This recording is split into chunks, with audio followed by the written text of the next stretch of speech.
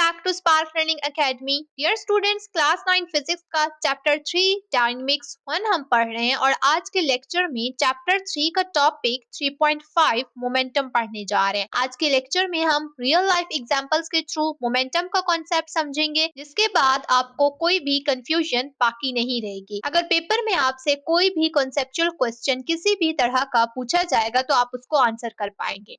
Momentum की definition की तरफ जाने से पहले हम एक रियल लाइफ सिचुएशन और रियल लाइफ एग्जांपल को देखते हैं। हम एक रियल लाइफ सिचुएशन को इमेजिन करते हैं। इमेजिन करें कि दो ऑब्जेक्ट्स हैं, एक का मास ज्यादा है और एक का मास कम है, यानी कि एक ऑब्जेक्ट हैवी है और दूसरा ऑब्जेक्ट क्या है, लाइट है।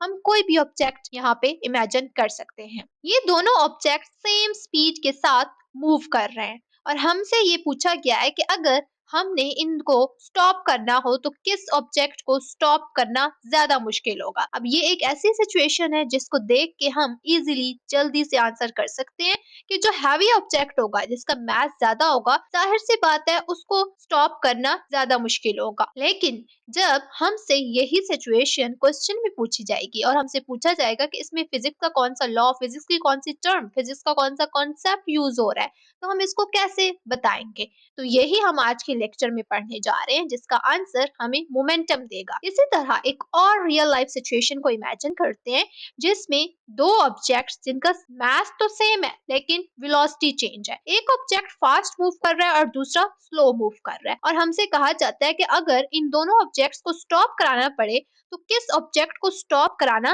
ज्यादा मुश्किल होगा। स्लो ऑब्जेक्ट को स्टॉप कराना मुश्किल होगा या फास्ट ऑब्जेक्ट को स्टॉप कराना ज्यादा मुश्किल होगा। तो इस सिचुएशन को भी देख के हम जल्दी से आंसर कर सकते हैं कि जो फास्ट मूविंग ऑब्जेक्ट होगा उसको स्टॉप कराना ज्यादा मुश्किल होगा। लेकिन फिजिक्स की टर्म में हमने इसकी रीजन कैसे देनी है और इसके पीछे क्या फिजिक्स है, इसका आंसर हमें मोमेंटम देता है, जो कि आज के लेक्चर में हम पढ़ने जा रहे हैं। मोमेंटम की टर्म को अगर इजी और सिंपल वर्ड्स में डिफाइन किया जाए कि मोमेंटम क्या है, तो हम कह सकते हैं कि किसी भी मूविंग ऑब्जेक्ट को स्टॉप कराना कितना मुश्किल है, इसको हम मोमेंटम कहते हैं। मोमेंटम के बारे में कहा जाता है कि momentum quantity of motion of an object को रिप्रेजेंट करता है। क्वांटिटी ऑफ मोशन की टर्म को आपने लेके ज्यादा कंफ्यूज नहीं होना। क्वांटिटी ऑफ मोशन का मतलब भी यही है कि कोई भी ऑब्जेक्ट कितना स्ट्रांगली मूव कर रहा है, किसी भी ऑब्जेक्ट को स्टॉप कराना कितना मुश्किल है, वही क्या है, क्वांटिटी ऑफ मोशन। और इस चीज के बारे में हमें मोमेंटम आंसर करता है। अब आपकी बुक की डेफिनेशन की तरफ आते हैं कि आपकी बुक पे मोमेंटम की क्या डेफिनेशन दी गई है। The product of an object's mass and its velocity v is called momentum. किसी भी ऑब्जेक्ट के मास और उसकी वेलोसिटी का प्रोडक्ट हमें मोमेंटम देता है। यानी कि जब हम किसी भी ऑब्जेक्ट के मास और उसकी वेलोसिटी को मल्टीप्लाई करते हैं तो हमें मोमेंटम मिलता है और इसको डिनोट किया जाता है स्मॉल p के साथ। ये इसका मैथमेटिकल फार्मूला है जो कि आपने बहुत अच्छे से याद कर लेना है। इसी से आपकी सारी कंफ्यूजन्स दूर होंगी, सारे कॉन्सेप्ट्स क्लियर होंगे और इसी से आप कॉन्सेप्चुअल क्वेश्चंस को सॉल्व कर पाएंगे। ये फार्मूला आपने अच्छे से याद रखना है, P is equal to m multiply by v। अब इसी फार्मूले को अगर हम देखें, P is equal to m cross v, यानी m और v का प्रोडक्ट, इससे ही हमें क्लियर हो रहा है कि मोमेंटम किसके ऊपर डिपेंड कर रहा है। मोमेंटम डिपेंड कर रहा है मास के ऊपर और वेलोसिटी के ऊपर। इस फार्मूले को देख के, जो कि मोमेंटम का फार्मूला है, मोमेंटम के फार्मूले को देख के हमें समझ आ रहा है कि मोमेंटम मास और वेलोसिटी के ऊपर डिपेंड करता है। तो हम वन बाय वन इसका इफेक्ट देखते हैं कि कैसे मास मोमेंटम को इफेक्ट कर रहा है और कैसे वेलोसिटी मोमेंटम को इफेक्ट कर रही है। सबसे पहले हम मास का इफेक्ट देखते हैं कि मास कैसे मोमेंटम को इफेक्ट करता है। एक रियल लाइफ एग्जांपल देखते हैं और रियल लाइफ सिचुएशन को इमेजिन करते हैं। जैसा कि आपके सामने इमेज है, आप यहाँ से इजिली इमेजिन कर सकते हैं। दो ऑब्जेक्ट्स शो करवाए गए हैं, एक है स्कूटर और दूसरा ट्रक, और दोनों सेम स्पीड के साथ मूव कर रहे हैं। लेकिन दोनों ऑब्जेक्ट्स को देखा जाए तो दोनों ऑब्जेक्ट्स का मास डिफरेंट है। स्कूटर का मास जो है वो कम है और ट्रक का मास ज्यादा है। तो यहाँ इस सिचुएशन से, इस रियल लाइफ एग्जांपल से हम मास का इफेक्ट मोमेंटम के ऊपर देखेंगे। स्कूटर का मास कम है और ट्रक का मास ज्यादा है और दोनों सेम स्पीड के साथ मूव कर रहे हैं। और अगर हमसे कहा जाए कि इनको स्टॉप कराने के लिए किस बॉडी को स्टॉप कराना ज्यादा मुश्किल होगा, तो हम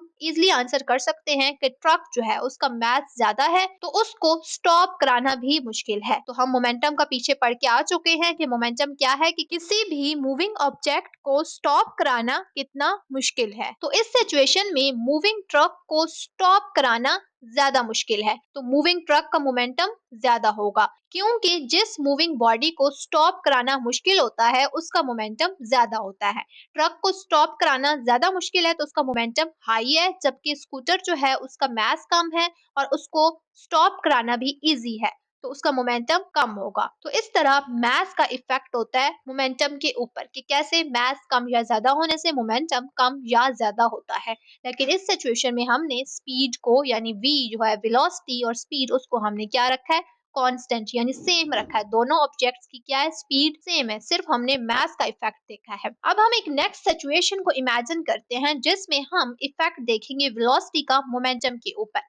अब P is equal to m cross v, ये फार्मूला जो है इसमें हमने मास का इफेक्ट तो देख लिया है मोमेंटम के ऊपर। अब हम वेलोसिटी का इफेक्ट देखते हैं कि वेलोसिटी कैसे इफेक्ट कर रही है मोमेंटम को। अब रियल लाइफ सिचुएशन इमेजिन करें, इमेज आपके सामने है, इसमें देखें कि आपको शो करवाया गया है कि दो मोटरसाइकिल्स हैं जो कि सेम मास की हैं लेकिन डिफरेंट स्पीड और डिफरेंट वेलोसिटी के साथ मूव कर रही हैं। अब जिस मोटरसाइकिल की स्पीड ज्यादा होगी उसको स्टॉप कराना मुश्किल होगा और जिसकी स्पीड कम होगी उसको स्टॉप कराना इजी होगा।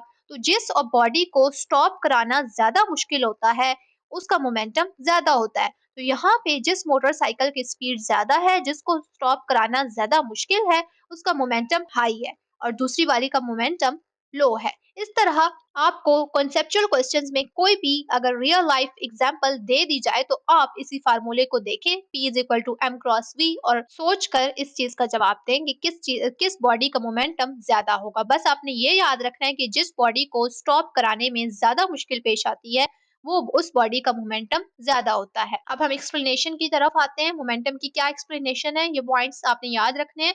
मोमेंटम क्या है, एक वेक्टर क्वांटिटी है जिसमें हम मैग्नीट्यूड और डायरेक्शन भी देख रहे होते हैं।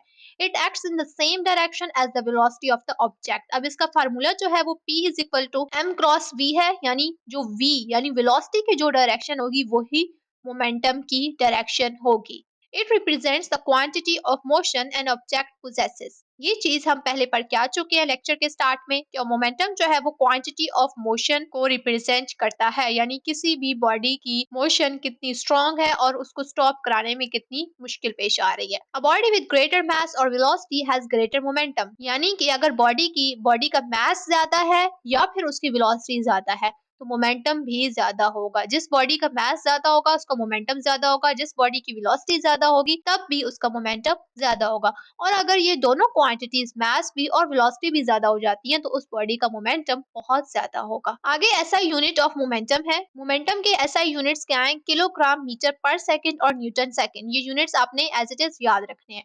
अब न्यूटन का सेकंड लॉ जो है वो फोर्स और मोमेंटम को आपस में रिलेट करता है। ये यहाँ पे एक लाइन दी गई है इस टॉपिक में, और इस कॉन्सेप्ट को कि कैसे न्यूटन का सेकंड लॉ फोर्स और मोमेंटम को आपस में रिलेट कर रहा है, इसको हम अगले लेक्चर में अच्छे से कवर करेंगे। नेक्स्ट देखते हैं आज के लेक्चर की की पॉइंट्स। आज का लेक्चर शॉर्ट था, जस्ट आपने मोमेंटम को समझना था कि मोमेंटम क्या है और इसको रियल लाइफ में क्या एप्लीकेशन है। मोमेंटम का फार्मूला आपने याद रखना है, P is equal to mass into velocity, और इसी से आपके कॉन्सेप्चुअल क्वेश्चंस और कॉन्सेप्ट क्लियर होंगे। मोमेंटम एक वेक्टर क्वांटिटी है, ये भी आपने याद रखना है। इसका SI unit kilogram metre per second और न्यूटन सेकंड है, ये चीज भी आपने याद रखनी है।